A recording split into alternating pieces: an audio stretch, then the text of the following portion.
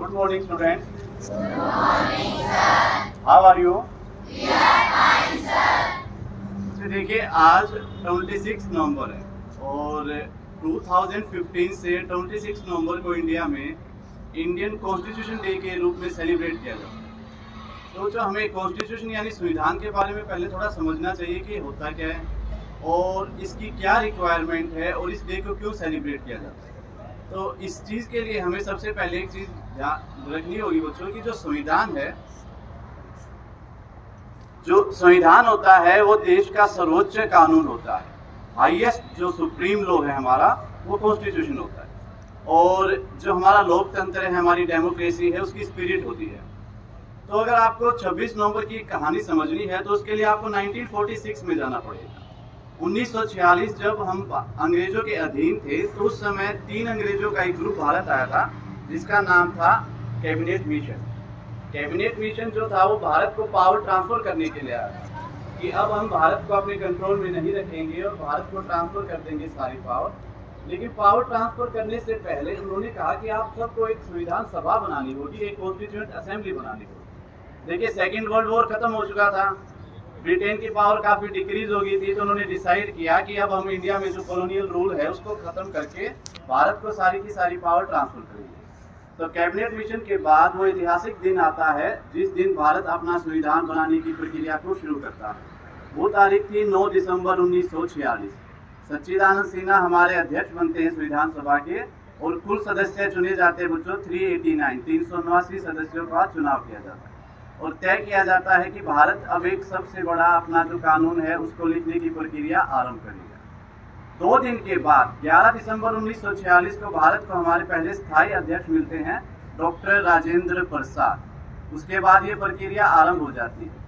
तभी बच्चों उस समय जो भारत के गवर्नर जनरल थे लॉर्ड माउंटबेटन, वो पंडित नेहरू से सुझाव मांगते कि आप बताइए कि हमें आपको किस दिन आपकी जो पावर है, आपको आज़ादी है, देनी चाहिए। तो पंडित नेहरू डॉक्टर राजेंद्र प्रसाद से सरदार वल्लभ भाई पटेल से चर्चा करते हैं और सरदार वल्लभ भाई पटेल उन्हें सुझाव देते हैं कि जो हिंदू कैलेंडर का पहला दिन होता है 21 मार्च, हिंदू कैलेंडर में जो पहला दिन होता है वो जो नए साल का वो 21 मार्च होता है, उस दिन हमें क्या चाहिए, हमें अपनी आज़ादी चाहिए। लेकिन पंडित नेहरू को लगता है कि भारत में हिंदू मुसलमानों के दंगे कहीं और अधिक ना भड़क जाएं, तो वह लॉर्ड माउंटबेटन के पास वापस जाते और कहते हैं कि आप ही तय कर लीजिए कि आप किस दिन हमें स्वतंत्रता देंगे। तो लॉर्ड माउंटबेटन के दिमाग में आता है 2 साल पहले की घटना, 15 अगस्त 1945। 15 अगस्त 1945 के आसपास अगर आपको पता है तो 2 बार एटम बम का प्रयोग हुआ था, एक बार 6 अगस्त 1945 को और एक बार 9 अगस्त 1945 को। तो उस समय लॉर्ड माउंटबेटन अंग्रेजों की सेना के अध्यक्ष होते थे और 15 अगस्त को जापानी सेना ने उनके सामने अपनी हार स्वीकार की थी। तो माउंटबेटन को लगता है कि 15 अगस्त का दिन ठीक रहेगा। उन्हें वही दिन याद आता है जिस दिन जापान की सेना उनके सामने झुकी हुई थी और वो भारत को 15 अगस्त की तारीख को तय करते हैं कि 15 अगस्त भारत का क्या मनाया जाएगा, स्वतंत्रता दिवस। तो इस प्रकार से हमारी संविधान सभा भारत के संविधान को बनाने की प्रक्रिया कर ही रही थी। तभी 30 जनवरी 1948 को एक कट्टर हिंदू व्यक्ति नथुराम गोडसे बिरला हाउस दिल्ली में महात्मा गांधी की हत्या करते थे और पंडित नेहरू कहते हैं कि भारत से प्रकाश निष्कासित हो गया है और भारत अब अंधकार में हो गया है।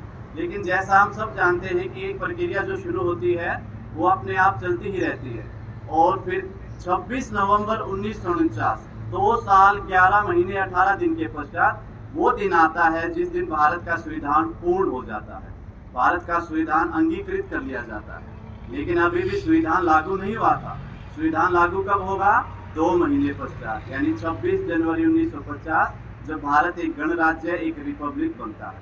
26 जनवरी का इतिहास ये है बच्चों कि 26 जनवरी को ही क्यों चुना गया, क्योंकि उससे पहले पंडित नेहरू ने तय किया था जब हम स्वतंत्र नहीं हुए थे कि 26 जनवरी को भारत अपना स्वतंत्रता दिवस मनाएगा। ये ऐतिहासिक कारण है कि 2 महीने हमें इंतजार करना पड़ा। 26 नवंबर 1949 को संविधान पूर्ण होने के बावजूद हमें 2 महीने इंतजार करना भारत के संविधान को लागू करने के लिए। तो भारतीय संविधान संसार में सबसे बड़ा लिखित संविधान है और आपको जानकर हैरानी होगी कि जो भारतीय संविधान से टाइप या प्रिंट नहीं किया गया था, उससे मूल रूप से लिखा गया है। एक कैलीग्राफिक पर्सन है जिनका नाम है राम प्रसाद बिहारी, उन्होंने इसको लिखा गया है और ये आज भी उसकी प्रति जो है वो हमारी लोकसभा राज्यसभा जो संसद है वहाँ पे इनको रखा गया है। उसके बाद जो भारतीय संविधान है वो संसार का सबसे बड़ा लिखित संविधान है, सबसे ज़्यादा संशोधन होने वाला संविधान भी भारतीय संविधान है। तो 26 नवंबर को 2015 से ये तय किया गया था कि सरकार ने, भाजपा सरकार ने, कि 26 नवंबर को हम क्या बनाएंगे, भारतीय संविधान दिवस। Thank you.